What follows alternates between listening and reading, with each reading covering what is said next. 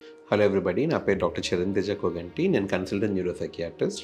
KIMS hospital కొండాపూర్లో work చేస్తున్నాను. Plus కోకాపేటలో జేడ్ క్లినిక్స్లో వర్క్ చేస్తున్నాను. ఇవాళ మనం డిమెన్షియా అనే కండిషన్ గురించి మాట్లాడుకుందాం. డిమెన్షియా అనేది చాలామంది సినిమాల్లో చూసుండొచ్చు, లేకపోతే వాళ్ళ ఫ్యామిలీలో ఎవరికైనా డయాగ్నోసిస్ కూడా అయి ఉండొచ్చు. డిమెన్షియా అంటే ఫిజికల్గా బ్రెయిన్ కెపాసిటీ అనేది తగ్గుతుంది. సో బ్రెయిన్ ఫర్ ఎగ్జాంపుల్ ఇంత ఉందనుకోండి వయసు రీత్యా. ఇప్పుడు నా వయసుకి 36 ఏళ్ళకి ఇంత ఉందనుకోండి. ఇప్పుడు నాకు 65 వచ్చేసరికి కొంచెం సైజ్ తగ్గచ్చు. కానీ డిమెన్షియాలో ఏమవుతుందంటే ఇంకొంచెం ఎక్కువ ష్రింక్ అవ్వటం అనేది జరుగుతుంది. వేరే వేరే కారణాల వల్ల తర్వాత డిస్కస్ చేసుకుందాము. దాన్ని డిమెన్షియా అంటారు. ఇప్పుడు డిమెన్షియాలో one of the main symptom memory loss. దీని గురించి చాలామంది పేషెంట్స్ని తీసుకొస్తూ ఉంటారు హాస్పిటల్కి. ఫర్ ఎగ్జాంపుల్ మెమరీ లాస్ అంటే పాత విషయాలు అన్నీ బాగా గుర్తుంటాయి, రీసెంట్ విషయాలు మాత్రం మర్చిపోవటం మొదలు పెడతారు. అందుకనే తీసుకురావడానికి కొంచెం డిలే చేస్తారు. ఎందుకంటే పాత విషయాలు బాగా గుర్తుంటున్నాయి కదా, మెమరీ ఏం ప్రాబ్లం లేదులే, రీసెంట్ విషయాలు పెద్ద వయసు కాబట్టి మర్చిపోతున్నారులే అని చెప్పి కొంచెం ఇంట్లో వాళ్ళు కూడా కొంచెం అశ్రద్ధ చేయడం జరుగుతుంది తెలియకుండా.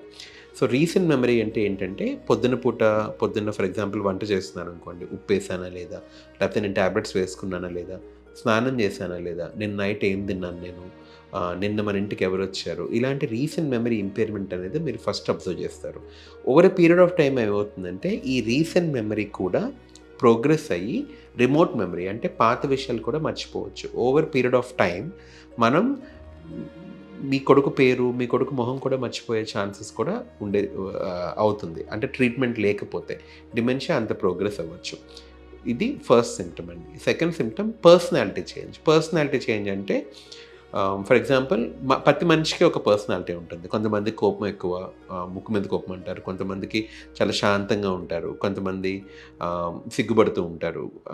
ఒక పర్సనాలిటీ అనేది ఉంటుంది కదా, అది చేంజ్ అవుతుంది డిమెన్షియా వచ్చిన తర్వాత. బికాస్ బ్రెయిన్ అనేది ష్రింక్ అయింది కాబట్టి ఆ బిహేవియర్ ఎట్లా ఉంటుందంటే కొత్తగా కనపడతారు మనుషులు. ఎందుకు పచ్చింది అని కోపం పడతాం, శాంతంగా ఉండే మనిషి ఎక్కువ కోపపడతాం, లేదా కోపం పడే మనిషి క్వైట్ అయిపోవటం అనేది జరగచ్చు. సో పర్సనాలిటీ చేంజ్ అనేది కూడా చూస్తారు మీరు. దాంతోపాటు బిహేవియరల్ సింటమ్స్ అంటే ఎగ్రెషన్ అంటే వర్బల్లీ, అంటే నోట్తో తిట్టడం కానివ్వండి, లేకపోతే మనుషులు కొట్టడం కానివ్వండి, చేతి దొరకవన్నీ ఇసిరి పడేయటం, పగలగొట్టడము, ఇలాంటివి కూడా జరగచ్చు. దీంతో పాటు స్లీప్ ఇష్యూస్ అనేవి జరుగుతాయండి.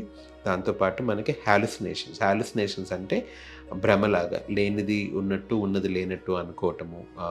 ఫర్ ఎగ్జాంపుల్ మీ అందరికి నేను కనపడుతున్నాను కదా స్క్రీన్లో, ఈ పేషెంట్కి నేను కనపడిపోవచ్చు, నా పక్కన ఇంకెవరో ఉన్నట్టు, లేకపోతే యానిమల్స్ ఒక 10 యానిమల్స్ ఇట్లా స్క్రీన్ ముందు నడుస్తున్నట్టు, లేకపోతే ఇంట్లో ఎవరన్నా దొంగలు పడుతున్నట్టు కానివ్వండి, వాళ్ళకి క్లియర్గా కళ్ళకి కనపడుతుంది. అది మీరు నమ్మలేకపోవచ్చు, కానీ వాళ్ళకి అది నిజం, అది అనుమానం కాదు.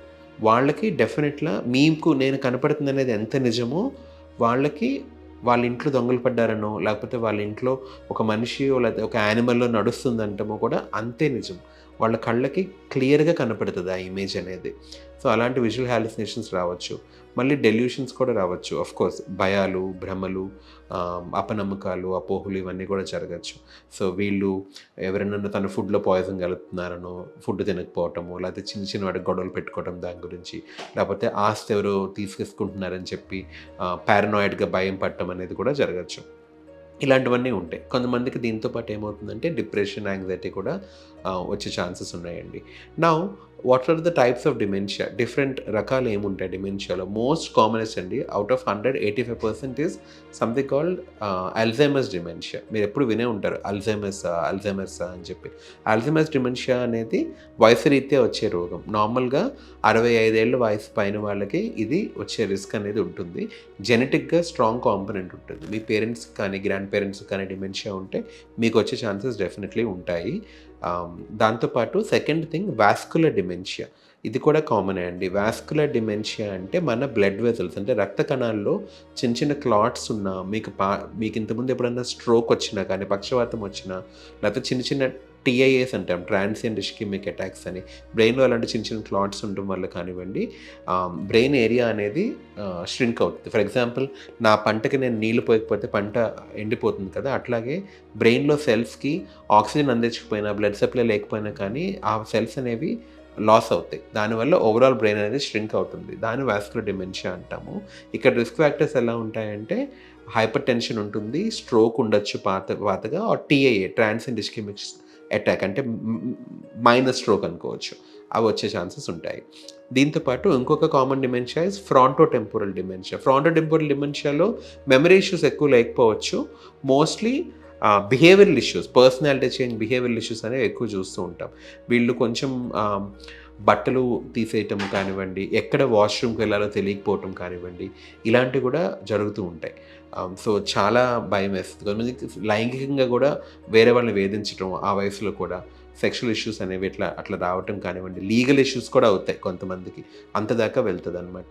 ఇవి 3 కామన్ టైప్స్ ఆఫ్ డిమెన్షియాస్. దీంతోపాటు మీకు Parkinson's dementia, alcohol induced dementia, severe B12 deficiency వల్ల కూడా, సివియర్ వైటమిన్ డి డెఫిషియన్సీ వల్ల కూడా డిమెన్షియా రావచ్చు. అంటే క్రానిక్గా మీకు ఒకసారి వైటమిన్ డెఫిషియన్సీ వస్తే డిమెన్షియా ఏమీ రాదు. ఓవర్ పీరియడ్ ఆఫ్ టైం క్రానిక్గా మీరు ట్రీట్మెంట్ తీసుకోవట్లేదు, వైటమిన్లు చాలా తక్కువ ఉన్నాయంటే రావచ్చు. ఆల్కహాల్ ఎక్కువ తాగే వాళ్ళకి కూడా బ్రెయిన్ యాక్టివిటీ సప్రెస్ అయ్యి బ్రెయిన్ అనేది ష్రింక్ అయ్యి దానివల్ల కూడా మీకు డిమెన్షియా అనేది రావచ్చు. దీంతోపాటు Lewy body dementia, Pick's dementia, ఇంకా చాలా టైప్స్ ఆఫ్ డిమెన్షియాస్ ఉంటాయి. కానీ ఫస్ట్ చెప్పినవన్నీ కామన్ టైప్స్ ఆఫ్ డిమెన్షియా అండి. ఇందులో ఇప్పుడు వాళ్ళకు వచ్చిన మెమరీ ఇష్యూస్ వల్ల కానివ్వండి, లేకపోతే వేరే తదితర ఇష్యూస్ వల్ల కానివ్వండి, వాళ్ళు డైలీ యాక్టివిటీస్ చేసుకోలేకపోతారు. ఫర్ ఎగ్జాంపుల్ వాళ్ళ బట్టలు వాళ్ళే వేసుకోకపోవచ్చు, ఎందుకంటే వాళ్ళకి మూమెంట్స్ అవి కూడా ఎఫెక్ట్ అవుతాయి. బటన్స్ పెట్టుకోలేకపోవచ్చు, వాష్రూమ్కి వెళ్ళలేకపోవచ్చు, బెడ్ వెట్టింగ్ అంటే మంచం మీద టాయిలెట్ అండ్ బాత్రూమ్కి మోషన్ పాస్ చేయొచ్చు, ఇలాంటివి కూడా జరుగుతాయి. ఈవెన్చువల్గా వాళ్ళు ఫైనల్ స్టేజెస్లో ఎవరిని గుర్తుపట్టలేక మంచం మీదే కర్లప్ అయిపోయి చాలా పాడైపోయే స్టేట్ కూడా ఉంటుంది. సో వీళ్ళకి ఎంత తొందరగా ట్రీట్మెంట్ మొదలు పెడితే అంత తొందరగా ఇంప్రూవ్ అవుతారు. కానీ అన్ఫార్చునేట్లీ ఏంటంటే అండి, డిమెన్షియాలో మనం పోయిన బ్రెయిన్ని మళ్ళీ మామూలు సైజుకి తీసుకురాలేము. అది మందులతో కానివ్వండి, ఆపరేషన్తో కానివ్వండి తీసుకురాలేము.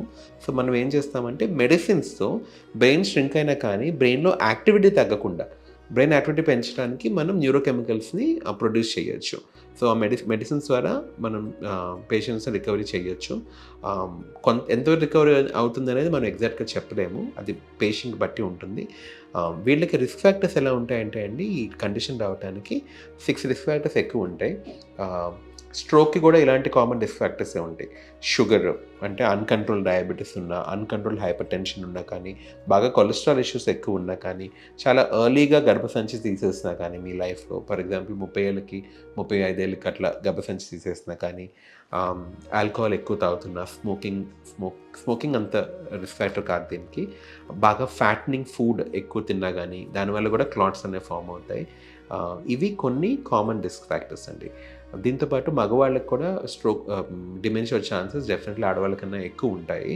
సో ఇవన్నీ రిస్క్ ఫ్యాక్టర్స్. సో వీళ్ళకి మోస్ట్లీ మెడికల్ ట్రీట్మెంటే చేస్తాము, కౌన్సిలింగ్ వీటన్నిటికన్నా. కానీ మెడిసిన్స్ అనేవి మోస్ట్లీ లైఫ్ లాంగ్ వాడాల్సిన అవసరం ఉంటుంది. సో ఇంప్రూవ్మెంట్ అనేది మనం ప్రతి ఫాలోఅప్కి చూసి దాన్ని బట్టి మనం మెడిసిన్ డోసెస్ పెంచడము, లేకపోతే కొత్త మెడిసిన్స్ యాడ్ చేయడం అనేది జరుగుతుంది. ట్రీట్మెంట్తో పాటు రిస్క్ ఫ్యాక్టర్స్ కూడా కంట్రోల్ చేయాలి. ఫర్ ఎగ్జాంపుల్ షుగర్స్ అవన్నీ కంట్రోల్ చేసుకుంటూ ఉండాలి మనం ఈ ట్యాబ్లెట్స్తో పాటు. సో డెఫినెట్లీ మీకు ఇంప్రూవ్మెంట్ ఉంటుంది. ఎంత ఎర్లీగా తీసుకొస్తే అంత మంచిది. Thank you.